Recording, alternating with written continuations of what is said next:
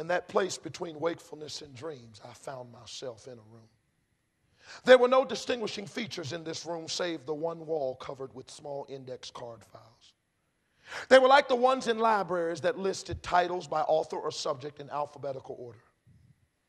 But these files, which stretched from floor to ceiling and seemingly endlessly in either direction, had very different headings. As I drew near the wall of files, the first to catch my attention was the one that read Girls I Have Liked. I opened it and began flipping through the cards. I quickly shut it, shocked to realize that I recognized the names written on each one. And then without being told, I knew exactly where I was. This lifeless room with its small files was a crude catalog system for my life. Here were written the actions of my every moment, big and small, in a detail my memory could not match. A sense of wonder and curiosity coupled with horror stirred within me as I began randomly opening files and exploring their content. Some brought joy and sweet memories, others a sense of shame and regret so intense that I'd look over my shoulder to see if anyone was watching. A file named Friends was next to the one marked Friends I Have Betrayed. The titles ranged from the mundane to the outright weird. Books I've read, lies I've told, comfort I have given, jokes I have laughed at. Things I've yelled under my breath at my parents or my preacher. Things I've done in my anger. I never ceased to be surprised by the contents. Often there were more cards than I expected and sometimes fewer than I hoped. I was overwhelmed by the sheer volume of the life I had lived. Could it be possible that I had the time in my years to write each of these thousands or even millions of cards? But each card confirmed this truth. Each was written in my own handwriting. Each signed with my signature.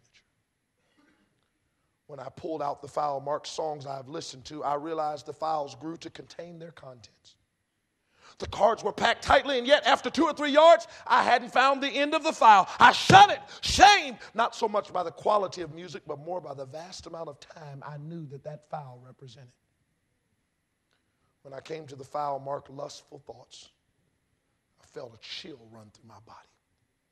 I pulled the file out only an inch, not willing to test its size, and drew out a card. I shuddered at its detailed content. I felt sick to think that such a moment had been recorded.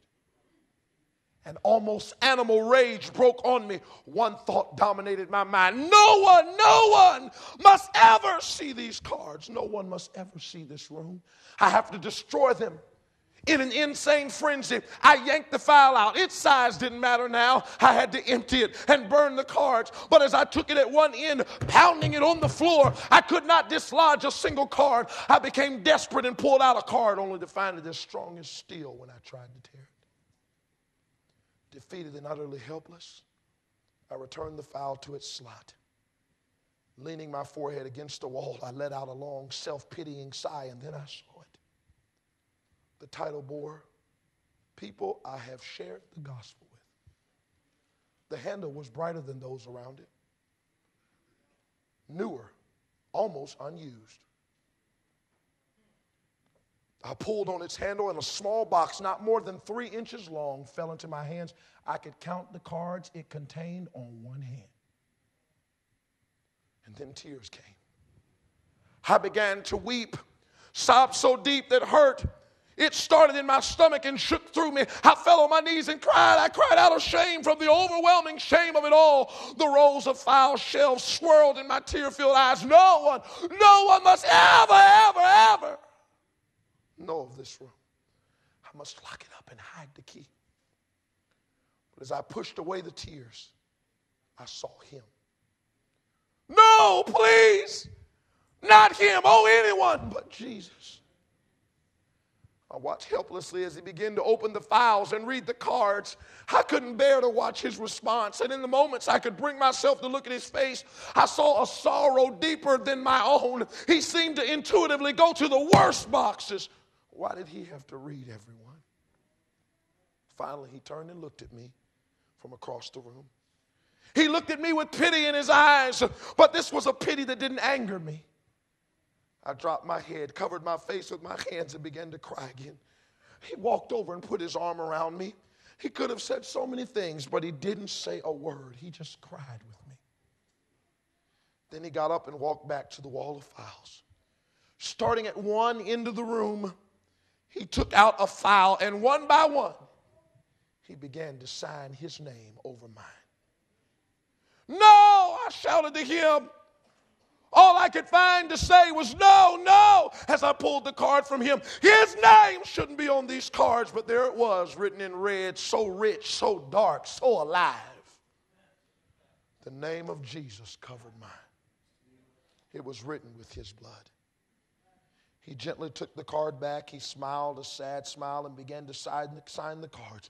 I don't think I'll ever understand how he did it so quickly, but the next instant, it seemed I heard him close the last file and walk back to my side.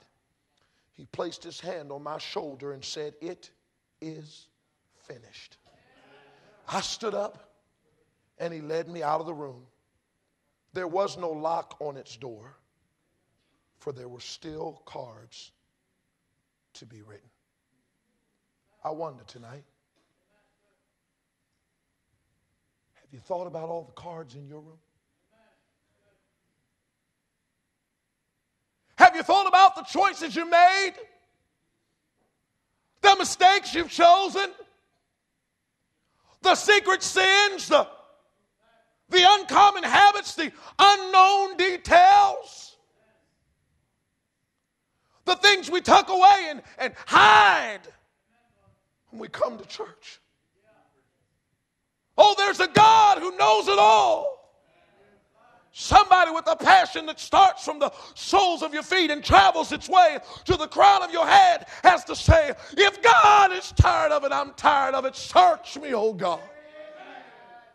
Know my heart. Try me. And know my thoughts. You see if there be any wicked way in me. And lead me in the way everlasting. Our Father.